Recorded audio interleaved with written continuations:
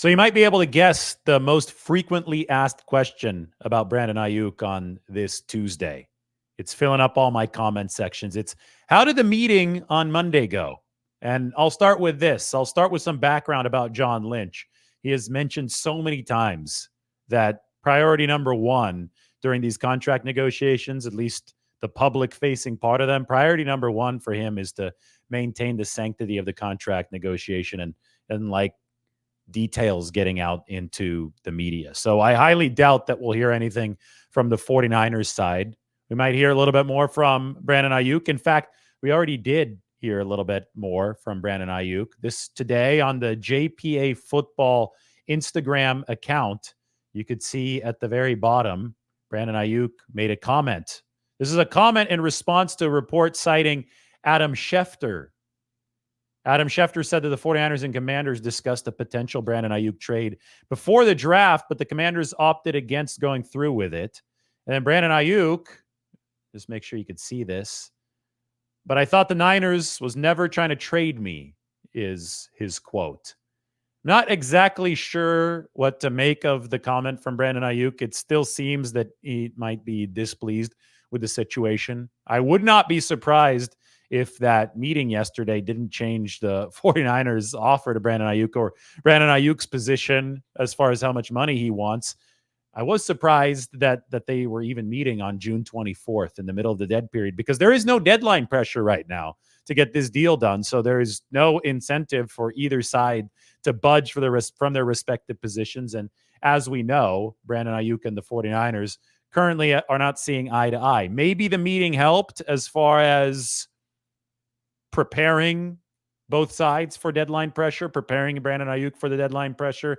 It's going to be coming up at training camp and then extending into the start of the regular season. So maybe in that regard, things got smoothed over a little bit. But all we have so far as a hint coming out of the meeting is Brandon Ayuk's Instagram comment. And, we should talk about that because everybody seems to be discussing a potential trade, especially Commanders fans. Commanders fans love talking about a potential Brandon Aiyuk trade, even though, according to this right here, there was an opportunity potentially for a trade, according to Adam Schefter before the draft.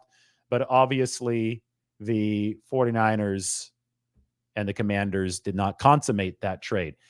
A trade is exceedingly unlikely. People need to remember that the 49ers are not in the business of getting worse. They need to treat this season like the 1994 49ers did after losing 2 NFC championship games in a row to the Cowboys.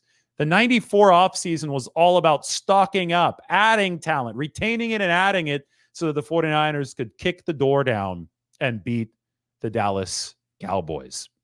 The 49ers of 2024 should be thinking in a similar fashion. The 49ers in 2024 need to overcome the hump of the Kansas City Chiefs.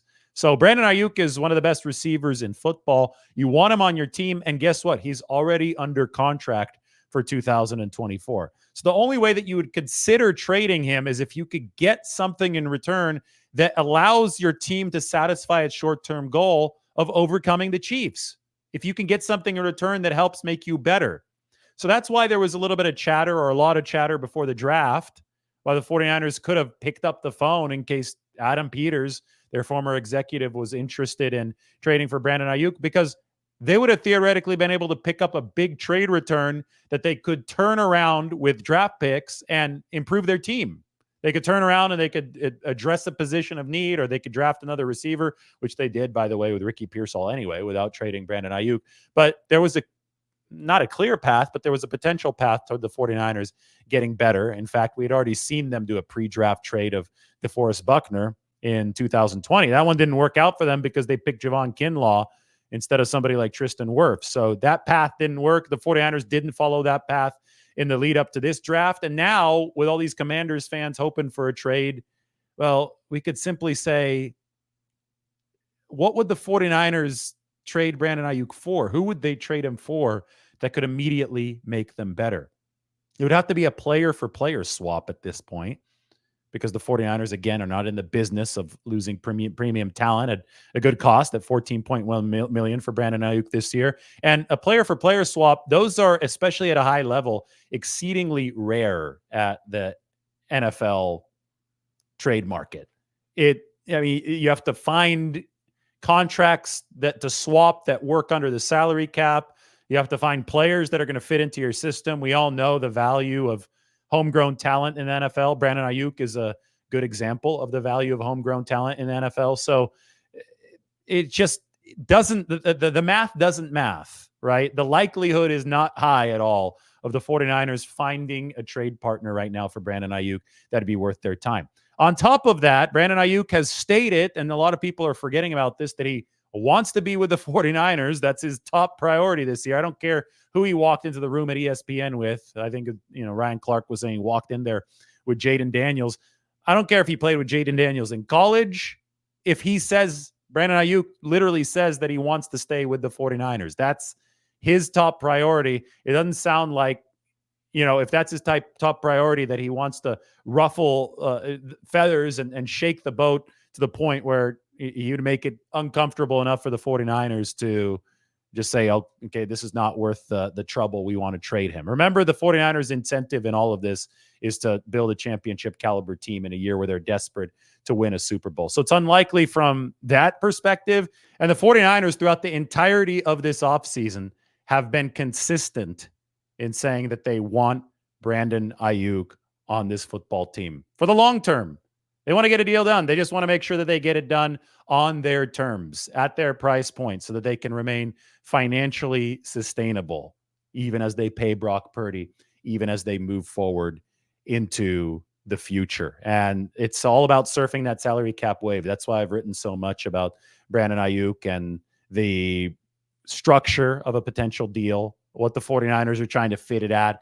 You get all these details. They're all up on The Athletic. They're all up in my videos. We've talked about them for months. If there's advice that I have for Brandon Aiyuk, just given what we have seen here with this, it's lay off of social media. It's not good for anybody in this regard. Obviously, the 49ers don't want the contents of this business being aired out into public. I know that Aiyuk is not sharing all too many details, but still, comments here, comments there. It just reflects the fact, I think, at this point that he's unhappy, that he's frustrated. So it's not furthering the situation in any sort of positive way. It's not going to change the fact that the 49ers have full leverage in this situation with Aiyuk under contract in 2024. And all of Aiyuk's teammates, I think, have, that have spoken on this, the guys with experience regarding these contract situations, from George Kittle to Deebo Samuel, they've all, said that this is a stressful situation, that it's important to find ways to chill, to, not try to take things too personally, because that could happen in these contract negotiations. And I think that on social media, stuff can get worse, stuff can get tougher. It's a lot easier to start taking things personally if you're on Twitter too much, if you're on Instagram following some of these accounts too much. So I think ultimately everything is still in line for cooler heads to prevail. But a lot of what the chatter that we're seeing on a day-to-day basis on social media is certainly fueling the discussion fire. A lot of people are worried about Brandon Aiyuk not showing up for the regular season. I will say this: how Aiyuk is acting in June has nothing to do with how he's going to act with paychecks on the line. That's the deadline pressure that works in the 49ers' favor here. Once the regular season rolls around, Aiyuk stands to lose over $700,000 every week. $700,000 every week. It's that portion of his $14.1 million salary that he's not around. So I don't know if he's going to hold out in the training camp. I'm not sure. If he does, he's eligible to be fined, and the 49ers don't have to forgive it. They can, as a fifth-year option player. They have the ability to forgive those fines, but they don't have to. But those fines would be minuscule in comparison to the missed game checks of over $700,000 per week. So right now, it's a contract standoff. Everybody gets it. And there was a meeting yesterday, and maybe over time we'll learn some of the contents of that meeting, but probably not until after this contract situation is resolved.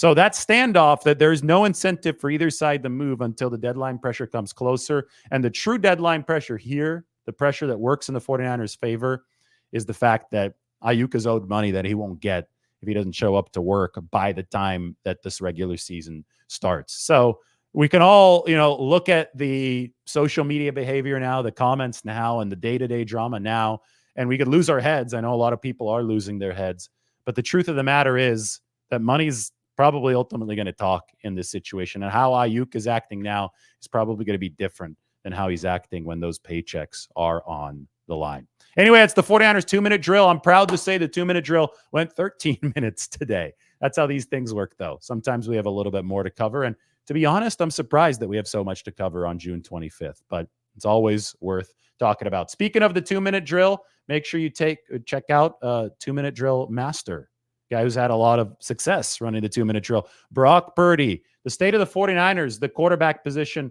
I mean, we compared Brock Purdy to all 49ers quarterbacks going back to Jimmy Garoppolo in 2017, Beathard and Hoyer that year too, everybody under Kyle Shanahan. Purdy's been having a hell of a run for San Francisco. It's so good that we can even compare him and favorably compare him to true Hall of Famers, true greats, the best quarterback performances over the past 20 years. Purdy's on that list. Peyton Manning, Tom Brady, Drew Brees, Aaron Rodgers, Matt Ryan, Patrick Mahomes. Look how Purdy's numbers compare, favorably so. So you can go to The Athletic. The link is in the description. State of the 49ers, the quarterback edition. We're going through all 8 position groups. And now I will say we've gone nearly 15 minutes, maybe 13, 14 minutes on the 49ers 2-minute drill. So you got a little extra time this time. Hope everybody enjoys the rest of their Tuesday night.